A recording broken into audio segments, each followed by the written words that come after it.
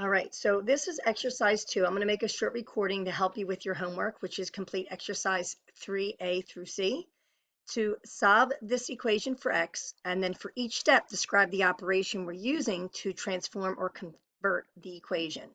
So the only thing that looks a little bit different than we've seen in the past is we have two different sets of brackets. So this is to remind you to work from inside outside when you have those types of brackets. So the first step we're going to do here is actually distribute that -3 to the x and the -3 to the -1.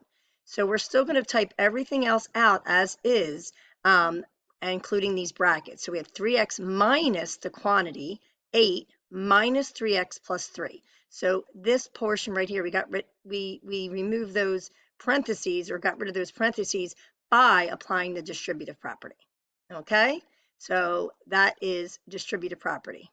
Okay?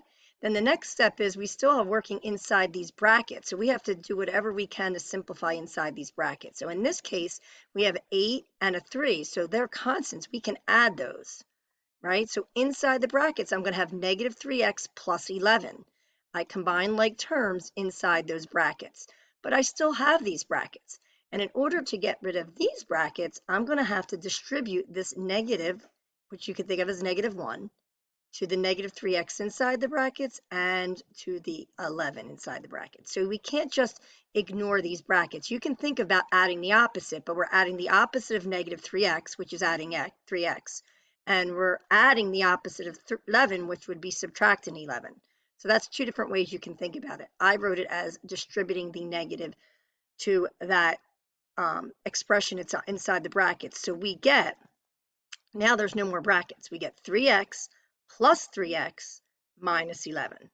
Okay, so again, we added the opposite of this, and then we added the opposite of this, which becomes subtraction. So again, we're still not done simplifying our expressions in our equation. On the left-hand side here, I still have two x terms. They are like terms, so I can combine like terms. So I add 3x plus 3x is 6x. Now I have an equation where both expressions are fully simplified on both sides of the equation.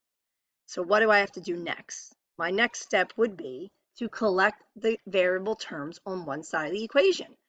Okay, now you could do it two different ways. I chose, because I did this in class and the student said, let's subtract 6x from both sides. You could have also decided to subtract x from both sides. But if we subtract x from both sides, subtract x from 6x from both sides, we combine like terms and we have just -11 on the left-hand side and -5x plus 19 on the right-hand side. So now we have to isolate this variable.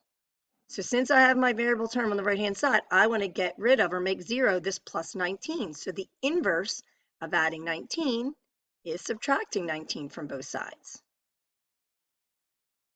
Once we do the subtraction, we combine those like terms, right? -11 plus -19 is -30. These cancel out and we have -30 equals -5x. So the last step will be to isolate this variable is divide both sides by -5. This is a reminder. Whatever the coefficient of your variable is, you want to divide by that. So if it's a negative number, make sure you divide by that negative number. Otherwise, you're solving for negative x, not positive x. So divide both sides by -5 and we get 6 equals x. If you want to rewrite it so that x is on the left-hand side, you can do that, and that's called the symmetric property. So to write it from 6 equals x to x equals 6 is the symmetric property. So please use this as a guide to help you with your homework for this evening. And you should copy this into you can copy the screen and just paste it into your note guide, or if you want to, you can pause and just write it in your note guide, but you want to have this as a reference to help you and study in your note guide. You want this in your notes.